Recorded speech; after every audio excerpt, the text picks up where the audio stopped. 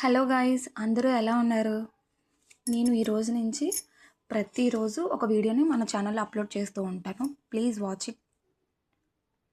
Today నుంచి sweet recipe చేస్తున్నాను. అదే మీకు ఇంట్రడక్షన్ ఇద్దామని ప్రిపేర్ అవుతున్నాను. ఎలా చెప్పాలి, ఎలా మాట్లాడాలి అని. సరేనా?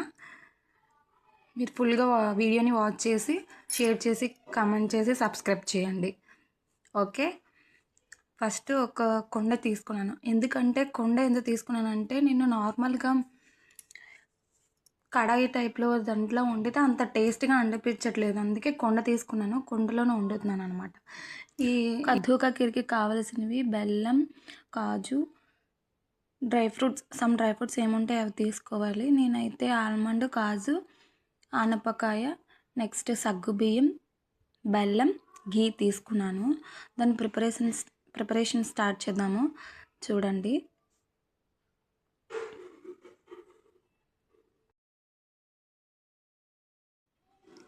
ఫస్ట్ స్టవ్ ఆన్ చేసుకొని కుండ పెట్టుకోవాలి.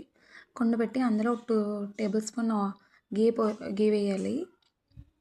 ఘీ వేసిన తర్వాత ఫస్ట్ మనం డ్రై ఫ్రూట్స్ అనేది వేయించుకొని పక్కన పెట్టుకుందాం.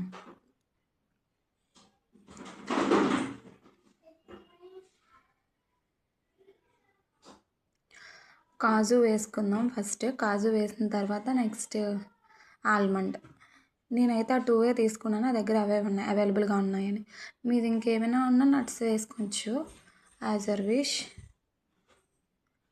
కొంతసేపు ఫ్రై చేసిన తర్వాత కొంచెం బ్రౌన్ కలర్లో వచ్చాక ప్లేట్లోకి తీసుకుందాం.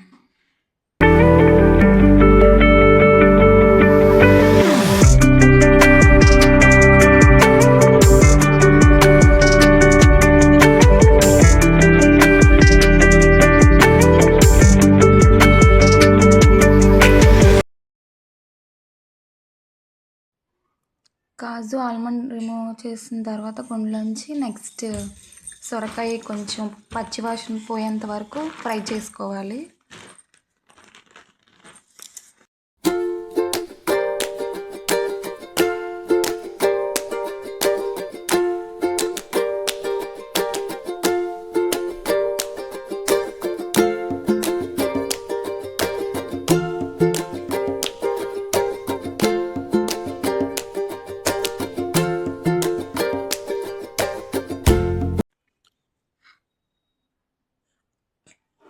సొరకాయ పచ్చివాసన పోయేంత వరకు ఫ్రై చేసిన తర్వాత సగ్గుబియ్యం యాడ్ చేసుకుందాం 1 కప్పు.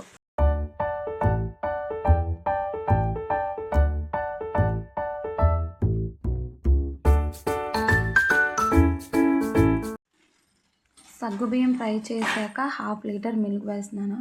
ఆవు పాలు అంటే బాబుకి తీసుకుంటాను, అలా ఎక్స్ట్రాగా ఒక 1/2 లీటర్ తీసుకున్నాను. ఇలా కద్దు కా ఖీర్ చేద్దామని. అయితే 1/2 లీటర్లో 1/2 లీటర్ మిల్క్ యాడ్ చేసి కొంచెం వాటర్ యాడ్ చేశాను. బాగా బాయిల్ అయ్యేంత వరకు వెయిట్ చేయాలి మనం.